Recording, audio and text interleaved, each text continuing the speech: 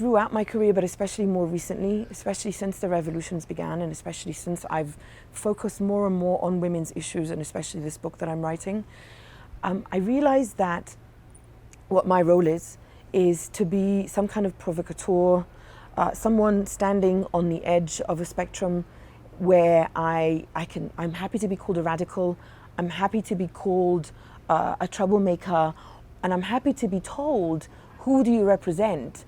And I'll say, I don't really care, because I'm expressing myself, I'm telling my opinion on something, and truly following my passion and my values. And in that sense, recognizing that what I have to say doesn't have to be applied today or have immediate impact today, but I say it hoping that in 5 to 7 years, I can see it happening. So I'm not saying that I'm out there breaking all the grounds for people. I'm just saying that I recognize that my comfort zone, even though it's very uncomfortable and I get a lot of crap for it, my zone is to say and openly and honestly share how I feel about feminism and whatever issues I'm writing about, and not need immediate validation because I see it happening on the ground, but think that I'm hoping that I'm opening up some kind of space for people to hopefully follow in that direction.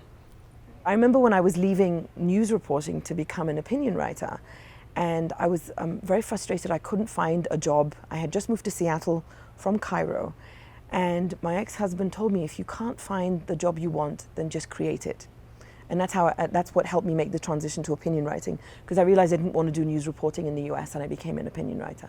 And then when I did start writing opinion pieces and they were being published as a freelancer, I got advice that I refused to follow, and that was become a generalist, because if you write about all these general topics, you could join an editorial board somewhere and you're guaranteed, full-time work. But I didn't want to generalize. I wanted to focus on what I was most passionate about, and that's what I continued to do. It was very difficult. I wasn't making a lot of money, but it made the most sense to me because I'm not as interested, say, in Southeast Asia as I am in the Middle East. I'm not as interested in covering the economy as I am in writing about feminism. So my advice to people is the passion.